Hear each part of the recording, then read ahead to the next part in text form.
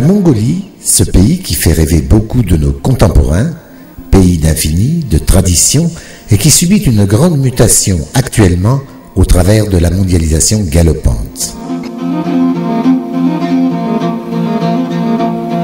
François vient découvrir ce curieux pays et le monde de l'humanitaire.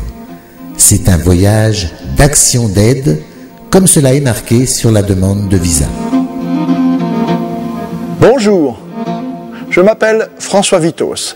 J'ai eu la chance, pendant l'été 2006, de partir en mission humanitaire comme caméraman pendant 28 jours. J'ai accompagné en Mongolie Yves, médecin généraliste, et là-bas nous ont rejoint Chantal, ophtalmo, et René, chirurgien ophtalmo. Nous avons retrouvé sur place Madame Gouliza, chirurgien ophtalmo également.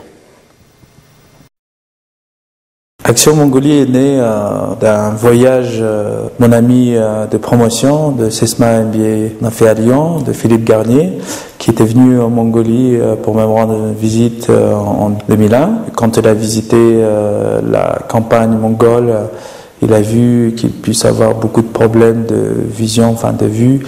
Il m'avait proposé qu'on aille voir un ophtalmo à Ulaanbaatar pour voir si on pourrait monter une aide humanitaire aux nomades mongols. Alors à son retour, il a pu rencontrer mes amis en France et ils ont décidé de créer une association en 2002. C'est comme ça s'est créé l'association Action Mongolie.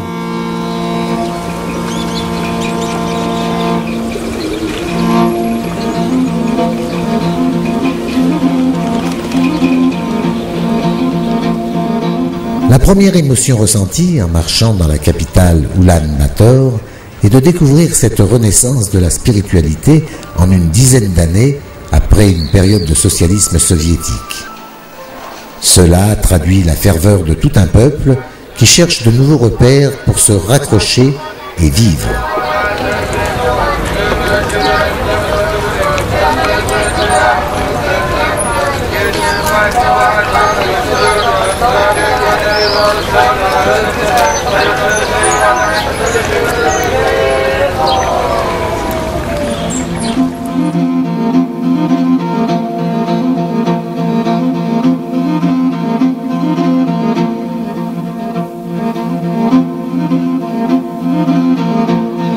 De plus en plus, la société mongole abandonne la vie traditionnelle à la campagne pour une vie urbaine pleine de promesses. Les liens de la famille et les traditions restent pourtant très présents dans le quotidien. Mais l'ouverture du pays vers le monde fait fuir aujourd'hui beaucoup de membres de sa jeunesse. Le développement est mal maîtrisé dans tous les domaines et la Mongolie aujourd'hui cherche un troisième voisin qui ne soit ni le tigre ni le loup.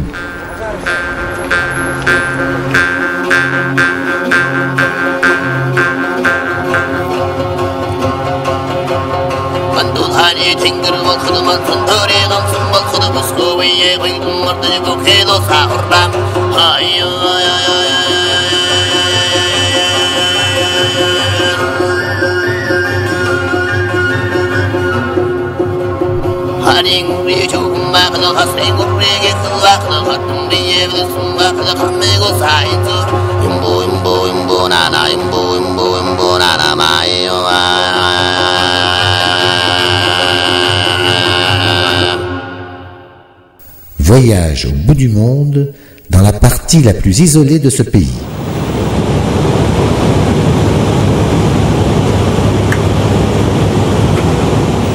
Bayan-Olgi, province kazakh de Mongolie, à 1660 km de Ulaanbaatar. Olgi, sa capitale, 30 000 habitants, dans une région grande comme Rhône-Alpes, avec ses 110 000 habitants, est l'endroit où Action Mongolie vient depuis 2004. Son isolement, sa différence linguistique et religieuse, la différencie du reste du pays. D'année en année, petit à petit, tout change. À notre arrivée, nous découvrons de jeunes étudiants en médecine qui font un stand de prévention médicale. Ces futurs médecins sont venus avec leur association dans leur région d'origine pour aider les leurs. Tous les grands sujets de prévention sont traités.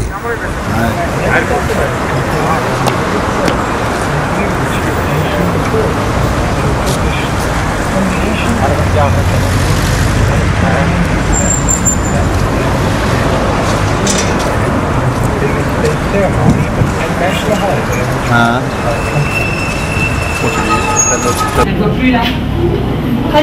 Moi on ne voit pas la boxe. D'accord, regardez. 3 sur 10. 3 sur 10. Là. 1 sur 10. Action Mongolie, depuis 2004, travaille dans le domaine de l'ophtalmologie et depuis 2005 dans celui de la médecine générale.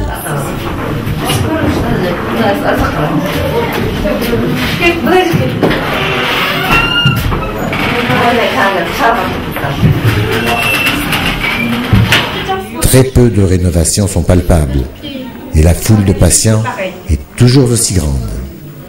Dès notre arrivée, la consultation d'ophtalmologie est pleine.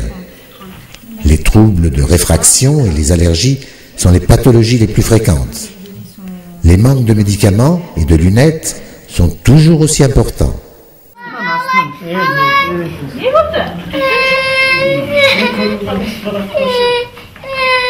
La chirurgie des yeux progresse aussi, mais les cas complexes, comme ce jeune enfant qui présente une cataracte congénitale bilatérale, ont attendu.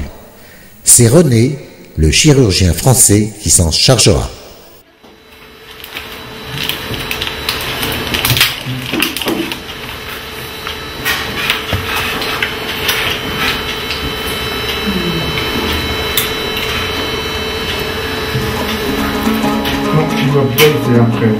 Gözümden sarılasıp, yüreğim jardaşıp, sыбызғы сасырнай, үнін сен тыңдашы. Жұлдыздар тамсанған, кеудемде қаншарман, сызылтып ән салған, бақытым осылай. Сен десе жүрегім ай, сыбызғы сасырнай. Сен десе жүрегім ай, сыбызғы сасырнай.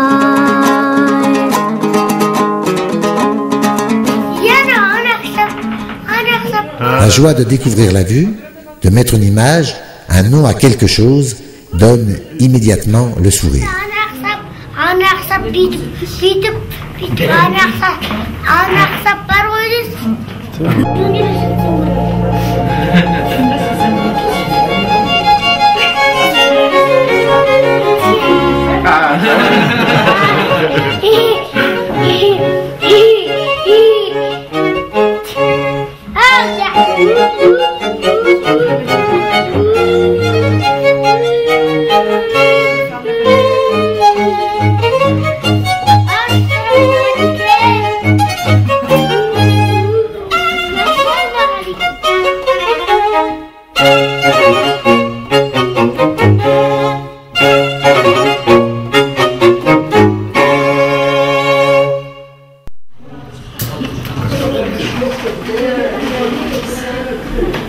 Dépistage et soins restent des piliers de notre travail.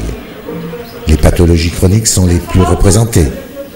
La mise en place d'une méthodologie de travail avec l'aide de nos interprètes, d'un appui informatique et la mesure de certains paramètres nous permettra d'avoir une vue plus juste de notre travail pour établir de futurs projets.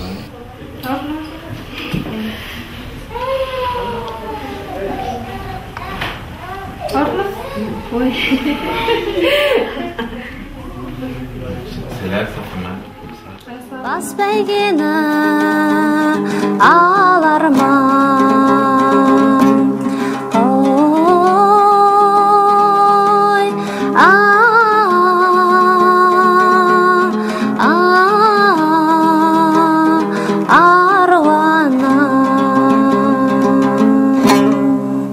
Notre objectif est d'apporter une aide à la campagne, encore plus loin de la ville, dans la steppe, au cœur des montagnes.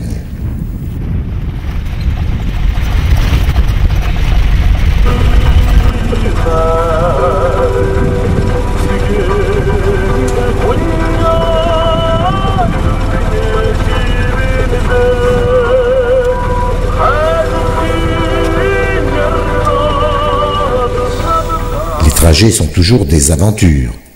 Il n'y a pas d'heure, les pannes sont fréquentes.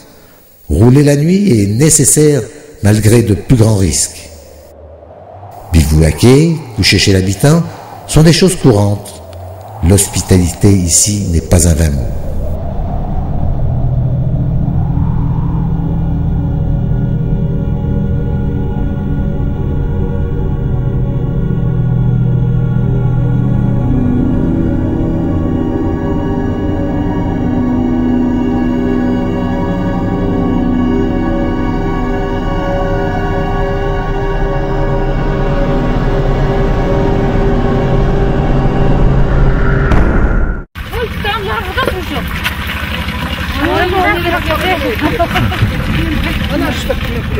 Village de nulle part, perdu. La vie rude de ses habitants, avec peu d'électricité et pas d'eau courante, pose des problèmes quotidiens. Notre travail reprend dans un grand enthousiasme. Les difficultés sont grandissantes. L'isolement nous montre que la grande ville avait beaucoup de possibilités. Ici, il faut tout faire avec pratiquement rien. Avoir une certaine autonomie médicale prend toute son importance. Il faut pratiquer une médecine clinique avec peu d'aide de la technologie pour faire des diagnostics simples et trouver des solutions de traitement efficaces et durables. Nous sommes dans le domaine de la consultation collective où tout le monde participe, à la fois par curiosité et pour éventuellement aider.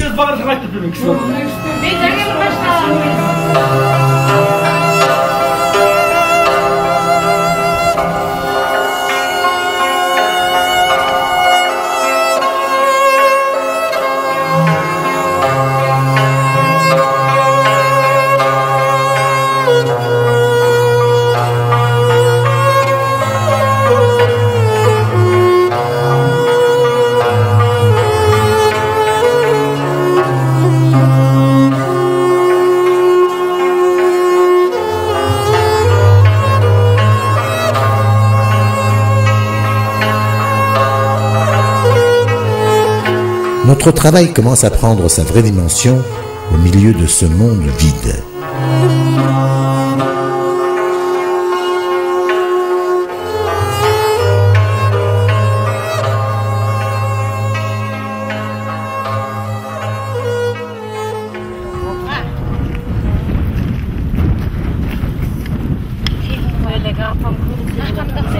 Le retour à la tradition, à cause des conditions difficiles de vie, est nécessaire. La fabrication du feutre a quitté l'usine du kolkhoz pour retrouver les méthodes ancestrales. Cette étoffe sans filature ni tissage, obtenue par agrégation intime du poil de chèvre et de la laine de mouton, est depuis très longtemps un parfait isolant pour la yourte, ce contre les rigueurs de l'hiver.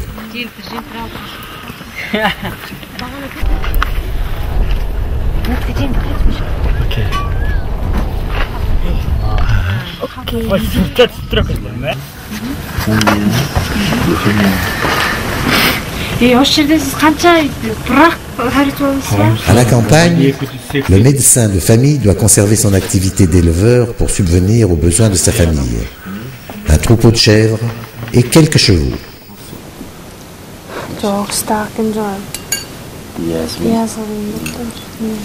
Son activité médicale est de 3 à 4 consultations par semaine. Il vit comme un vrai nomade.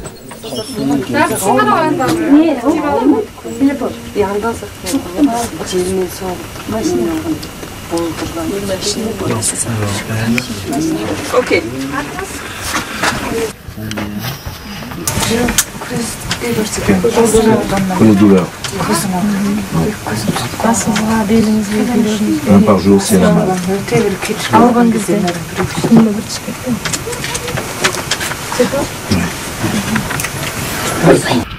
Après avoir parcouru de grandes distances dans les montagnes, de partout des familles arrivent. La radio de la steppe a été d'une remarquable efficacité.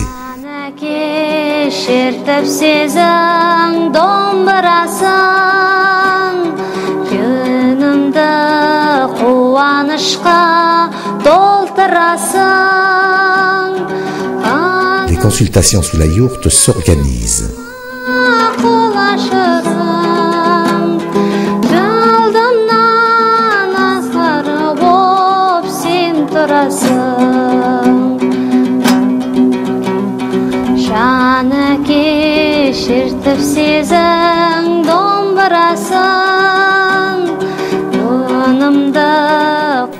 La liste des consultants s'allonge.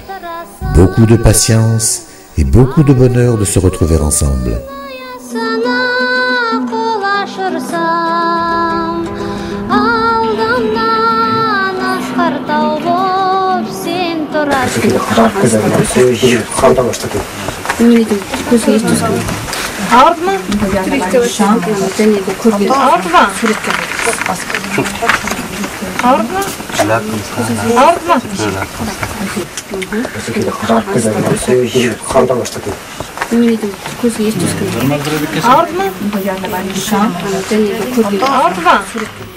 Dans la yourte, de nombreuses personnes participent à la consultation.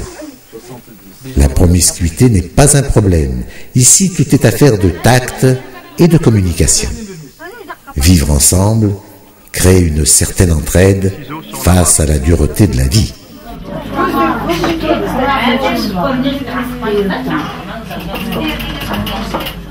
Deux médecins français et 2 médecins mongols travaillent dans 15 mètres carrés. Cela est possible. Et la vie quotidienne continue. Le repas sera servi à l'heure. Pas un instant n'est perdu.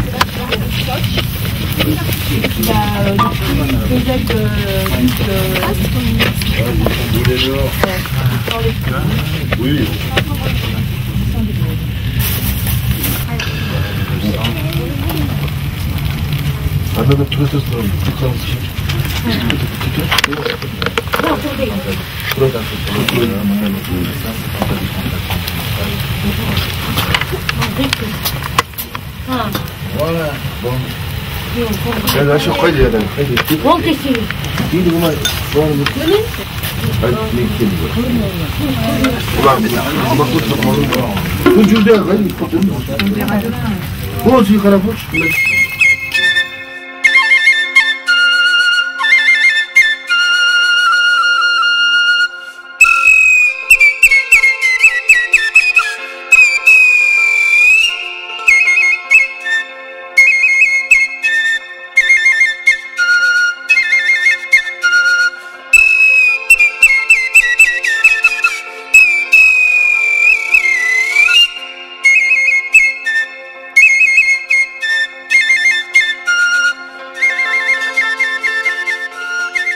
La nature est omniprésente dans la vie de ce peuple de montagne. Tout le monde participe aux activités quotidiennes et les consultations continuent à l'hôpital du camp d'été. La présence médicale est rare et la demande de soins importante.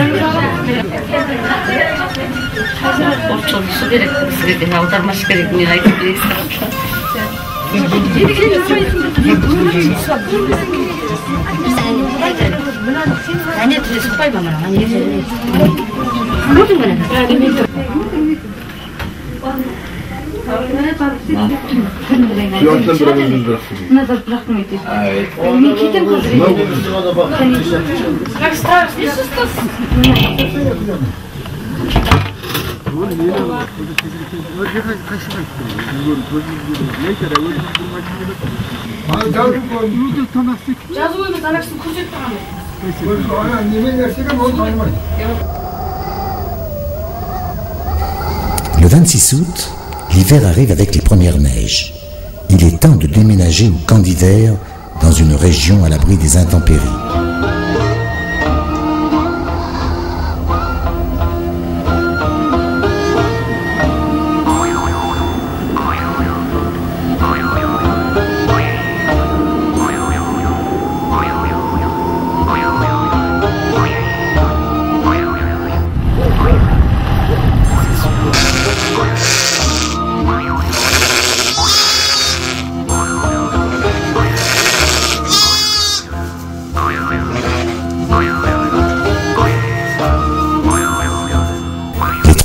commencent leur transhumance.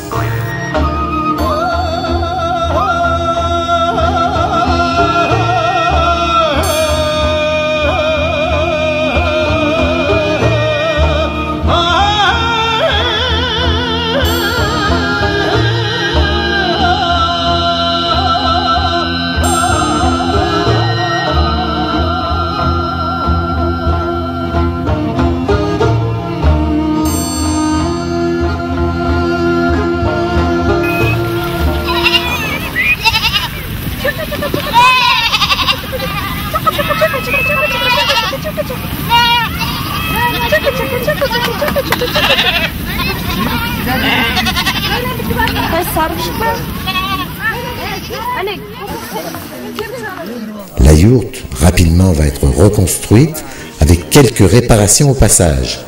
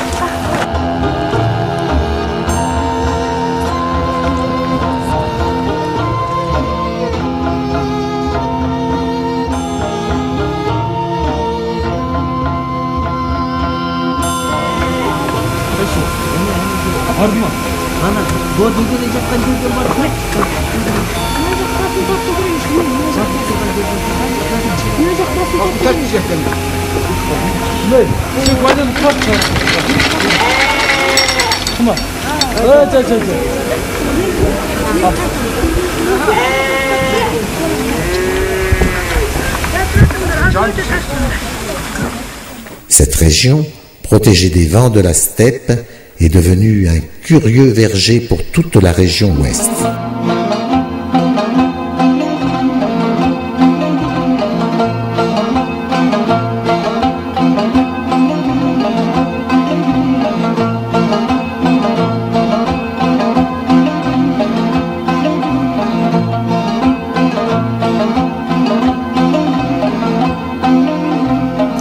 манай аймагтын Францын Аксион Монголиа нийгэмлэгийнх нь бол 3 дахь удаага ирж байгаа. За бидний манай аймаг бол Монгол. C'est la troisième année qu'Action Mongolie vient dans notre province. Notre province est la plus éloignée de la capitale. C'est pour cela que nous avons des problèmes avec les gens qualifiés, surtout dans le milieu médical. Action Mongolie contribue à la qualification des médecins de notre région et a rendu la vue à plus de 80 personnes et soigné beaucoup d'autres. La population de Bayanoldi est très reconnaissante et l'administration remercie Action Mongolie pour son aide.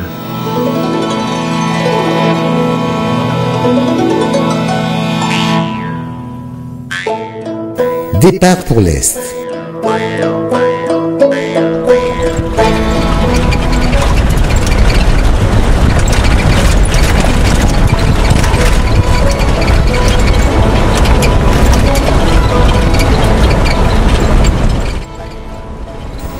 De longs plateaux de steppe sans végétation sont traversés par une piste monotone pour atteindre cette région délaissée aujourd'hui.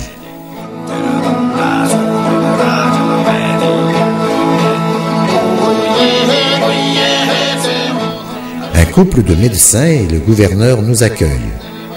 Cette ville, ou plutôt ce gros village, regroupe un bassin de vie de 4000 personnes dans une région dont l'économie était basée sur l'exploitation minière dans les années 1985, lors de l'époque soviétique.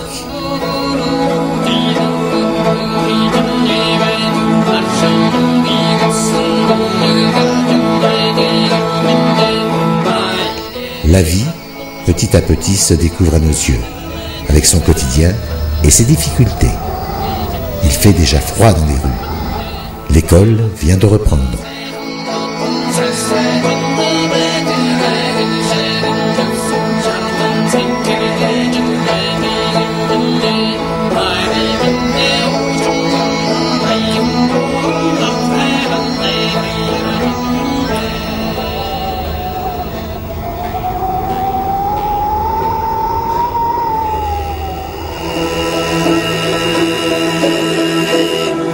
Cette région a tourné une page. Les mines russes devenues mongoles sont vides. La fluorite de calcium est extraite de façon artisanale aujourd'hui par quelques groupes de mineurs-éleveurs.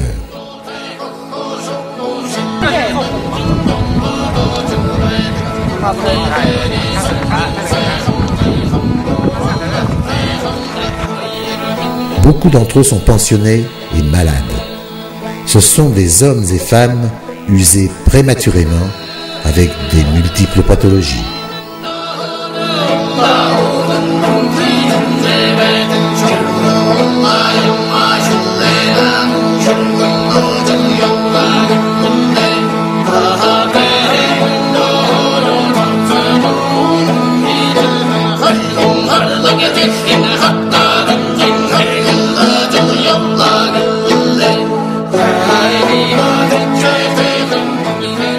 L'activité médicale est importante.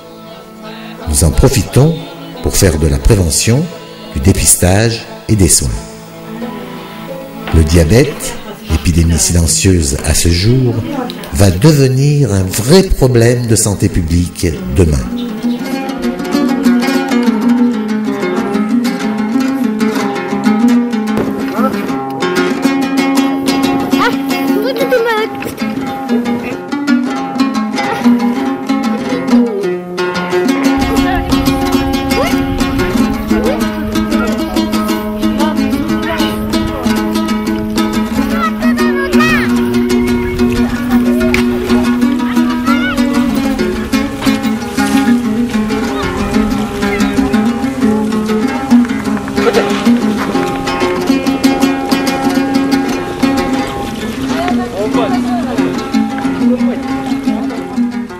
La mondialisation envahit le pays. La consommation, l'influence d'un monde de communication, de publicité modifie à grande vitesse l'équilibre social. Nous sommes peut-être de plus en plus devant une génération orpheline des idéologies, qui perd chaque jour les causes traditionnelles de son engagement dans la vie.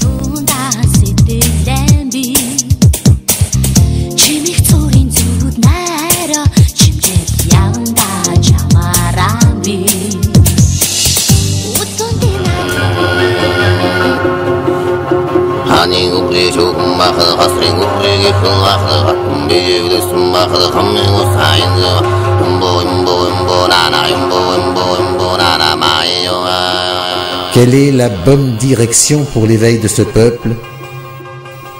François, il nous faudra revenir en Mongolie. Il y a tant de choses à faire. Hãy subscribe cho kênh Ghiền Mì Gõ